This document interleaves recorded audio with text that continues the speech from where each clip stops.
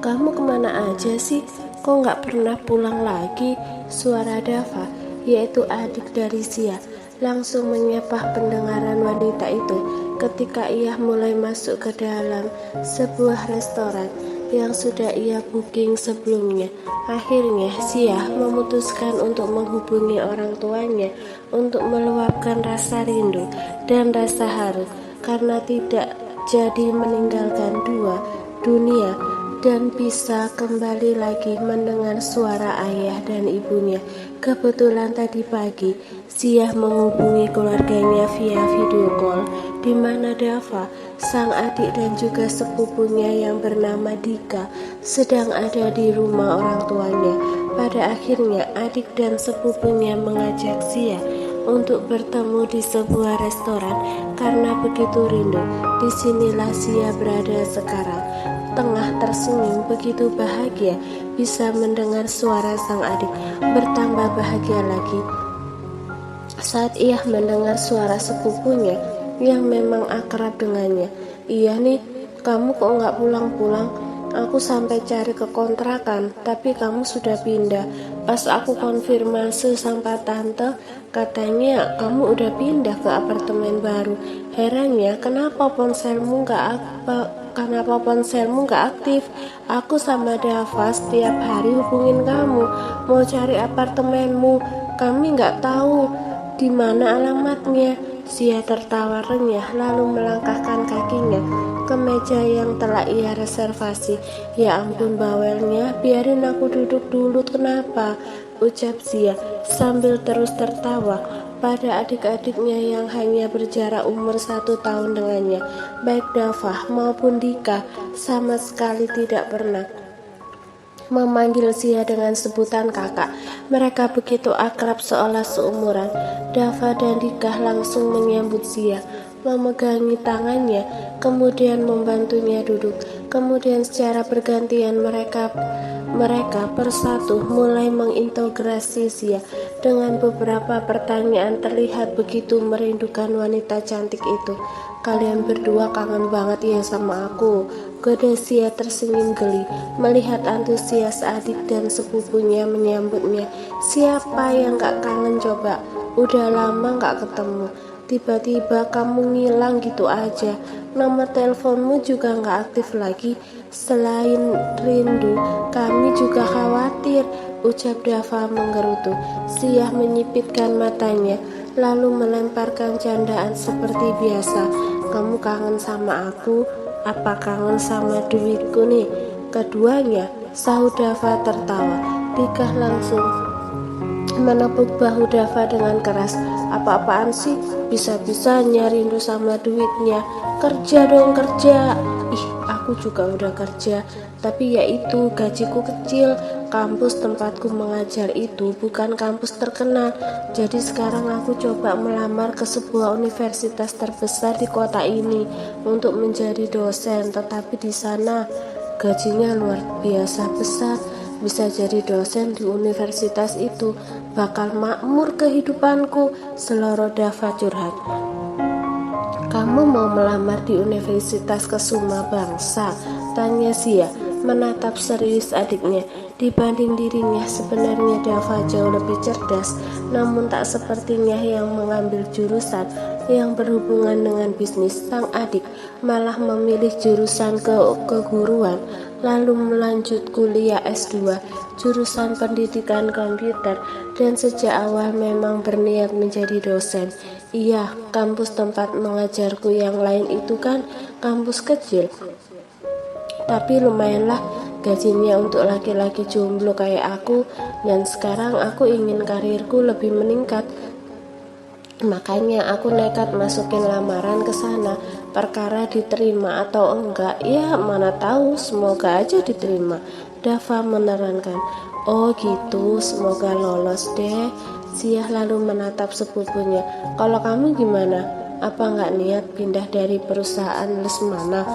tanya Sia pada Dika yang sudah lebih dulu bekerja dibandingkan sang adik saat ada perekrutan besar di sebuah perusahaan yang bergerak di bidang properti, yaitu perusahaan Lesmana. Ngapain aku berhenti? Aku sudah menjabat sebagai manajer di sana, seloro Dika Ponga. Iya deh, yang udah jadi manajer sombong ya lama-lama. Dika pun tergelak mendengar sewotnya Zia. Siapa yang sombong coba? Zia ikut tertawa, lalu ia menatap sang adik. Kamu gak pengen kerja di perusahaan kayak Dika? Mana tahu bisa jadi manajer juga kan? Lumayan besar gajinya dibanding jadi dosen. Dava mengerucutkan bibirnya. Kok jadi ngeremehin profesiku sih? Kalian gak tahu aja betapa nikmat dan indahnya ketika kita mengajar di depan para mahasiswa. Zia geleng-geleng kepala, lalu meledek sang adik. Ya, sekalian tebar pesona kan sama cewek-cewek. Itu tahu, seru Dava tergelak, diiringi derai tawa Zia dan Dika. Gadis berambut panjang itu sungguh merasa gembira, sudah lama rasanya tidak tertawa selepas ini. Setelah ia mengalami kepahitan hidup, rasanya untuk tersenyum saja tidak sanggup. Sungguh kehadiran Dika dan juga Dava menghangatkan hatinya. Kalian udah pesan makanan belum? Tanya Zia memandangi wajah saudaranya bergantian. Udah dong, kami udah pesan menu yang enak kan? Yang bayar kamu? Celetuk Dava tengil. Sialan, kapan kiranya aku yang ditraktir sama kalian berdua? Seru Zia mengerucutkan bibirnya. Dava langsung menyilangkan kedua lengannya di depan Zia. Sorry, kalau aku belum bisa traktir, tahu sendiri kan, kerjaan aku cuma dosen, tidak tetap di universitas kecil. Kalau mau minta traktir si Dika, dia baru diangkat jadi manajer. Dika tertawa riang, lalu tersenyum pada sepupunya. Beres, aku yang bayar kali ini. Nah gitu dong. Lagi pula apa nggak aneh minta traktir sama aku yang baru pindah beberapa minggu ke perusahaan baru? Seru Zia lagi. Emangnya bekerja di perusahaan mana sih? Tanya Dava dan Dika kompak. Zia menghela nafas. Dengan sangat terpaksa ia mengaku karena tak ada gunanya menyembunyikannya. Yang harus ia hindari hanya satu orang, yaitu Ray. Selagi ia tidak terlibat dengan Ray, kehidupannya akan aman. Keluarganya mengetahui tempat yang bekerjanya pun tidak akan jadi masalah. Aku bekerja di perusahaan Wiratama, ucap Zia berharap adik dan sepupunya tidak mengetahui siapa CO dan pemilik Wiratama Group, sehingga tidak akan bertanya tentang apa hubungan lelaki itu dengan mantan tunangan yang harus ia hindari. Apa gajinya besar? Tanya Dava penasaran. Iyalah, gajinya lebih besar. Mana mungkin aku pindah kalau gajinya nggak besar. Ya, selain menghindari mantan tunanganku juga. Kalian sudah tahu ceritanya dari ibu kan? Tegas Zia membuka sedikit cerita hidupnya. Sepertinya sepupu dan adiknya tidak mengetahui siapa pemilik Wiratama Group. Zia tidak ingin melanjutkan soal ini lagi. Ia langsung mengalihkan topik. Aku akan mengusahakan pulang 1 bulan minimal 2 kali saat weekend. Harusnya gitu, kita udah lama gak kumpul-kumpul. Aku benar-benar ingin kita barbeque di belakang rumah sama om dan tante, sama kalian berdua juga. Aku ini anak tunggal loh. Aku sungguh ingin kumpul-kumpul sama kalian dan bersenang-senang mumpung aku masih jomblo. Kalau aku udah punya pacar nanti mungkin kita akan jarang ketemu, ucap Dika. Iya, aku akan pulang dan menginap. Apartemen kamu di mana sih? Nggak mau kasih tahu nih, tanya Dika. Apartemen itu nggak bisa didatangi oleh sembarang orang karena itu adalah fasilitas dari perusahaan. Makanya tak ada gunanya aku memberitahukan kepada kalian berdua. Loh kok gitu? Tanya Dika dan Dava heran. Udah gak usah bawel, mending kita buruan makan. Setelah ini tolong kalian ambil mobilku di tepi pantai. Waktu itu ada meeting bersama klien penting di hotel di dekat pantai tersebut, dan pulangnya aku langsung dijemput oleh sopir dari perusahaan, sehingga terpaksa mobil tersebut aku tinggal, dan sampai sekarang aku belum sempat mengambilnya karena aku benar-benar sibuk, ucap Zia berbohong. Zia tidak ingin mobil itu terlalu lama di sana. Mobilnya nggak kepake nih, tanya Dava begitu bersemangat. Zia mengulum senyum. Kenapa? Kamu mau minjem? Iya, kalau boleh, sahut Dava berharap. Pakai aja, aku juga tidak membutuhkannya, jawab Zia cepat. Mata Dava berbinar-binar. Yang benar, iya pakai aja. Aku sudah mendapatkan mobil dinas selama 2 tahun plus sopirnya. Hebat kan kakak kalian? Seru Zia sedikit menyombongkan diri untuk menutupi keadaan yang sebenarnya. Wah, makasih banyak ya. Zia sungguh bahagia melihat keceriaan sang adik. 2 tahun ke depan ia tidak akan bisa menggunakan mobilnya lagi. Bahkan Zia berniat memberikan mobil itu untuk adiknya, sehingga adiknya bisa menggunakannya untuk mengajar ke kampus-kampus tempat ia bekerja selama ini. Makanan pun tiba di meja, karena pun berbincang dengan hangat, menikmati santap siang dengan suasana gembira. Sementara di luar restoran, seorang laki-laki bertubuh tinggi, berpakaian rapi, berwajah tampan sedang mengepalkan tangannya geram dari balik jendela mobil saat melihat wanita yang ia cintai tengah bercengkerama riang dengan 2 orang pria muda lagi tampan. Karena sang wanita mereservasi meja di dekat jendela, Ren jadi bisa melihat dengan jelas wajah 2 orang pria yang salah satunya dikenali olehnya. Tahan emosi Anda, Pak.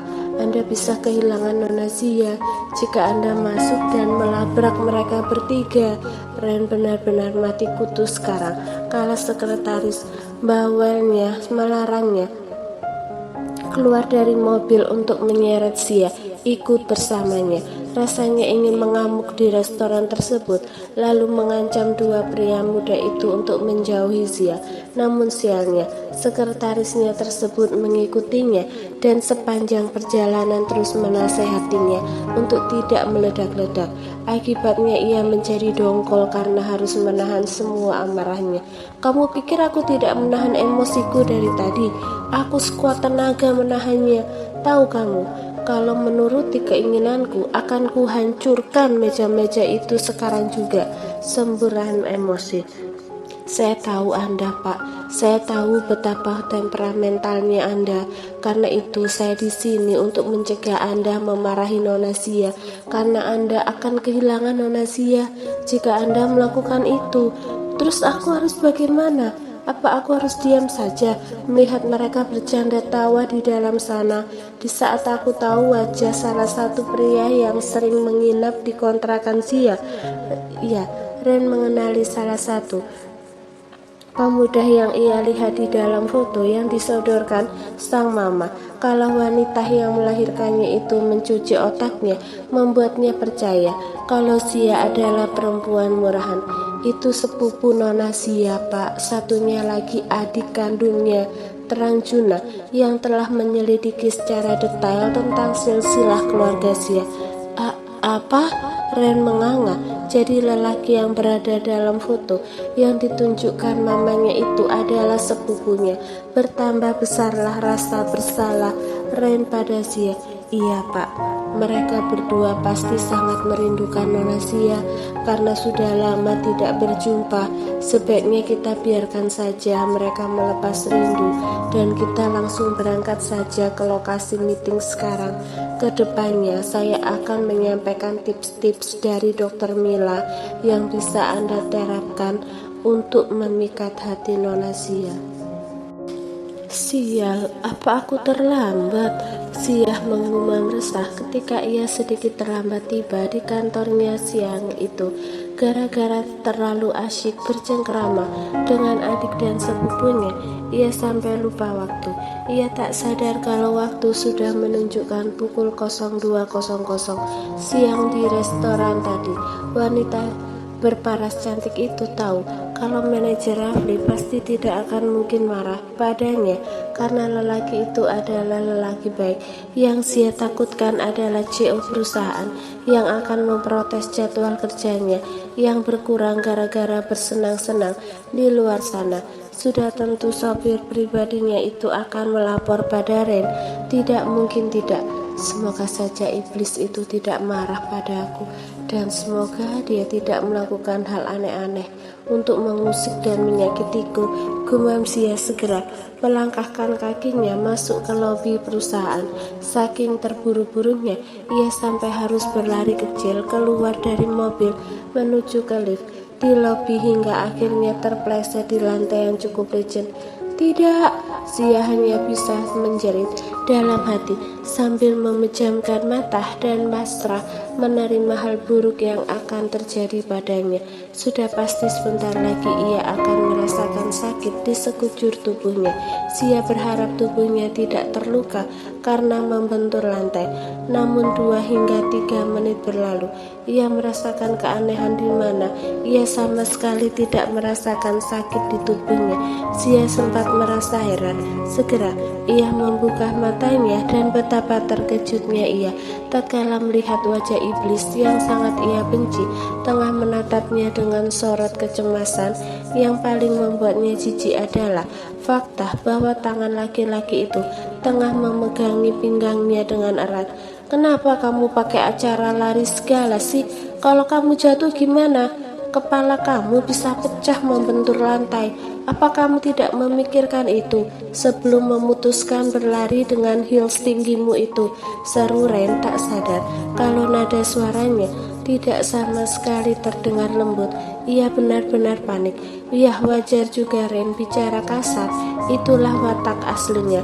Bagaimana mungkin ia bisa bicara halus pada orang lain? Ren lupa wanita yang sedang ia pegangi itu sangat membenci karakter kasar sepertinya. Zia merasa kesal ketika diomeli oleh laki-laki yang sudah memporak-porandakan masa depannya. Dengan cepat ia langsung menepis serta mendorong tubuh Ren hingga melepaskan tautan tangannya. Lalu Zia mundur beberapa langkah, kemudian menatap laki-laki itu dengan tatapan tajam. Jangan lagi, desis Zia. Kamu gak apa-apa kan? Kali ini Ren menurunkan sedikit nada tingginya karena ia masih merasa khawatir pada Zia. Takut wanitanya itu mengalami cedera. Sempat Zia merasa heran kenapa laki-laki itu sepertinya begitu mengkhawatirkannya. Namun segera ia tepis semua itu karena yang ada di depannya ini bukanlah manusia, tapi iblis yang sangat kejam. Mana mungkin pria ini memiliki belas kasih? Jauhkan tanganmu dariku, jangan pernah seinci pun kulitku lagi, teriak Zia lantang.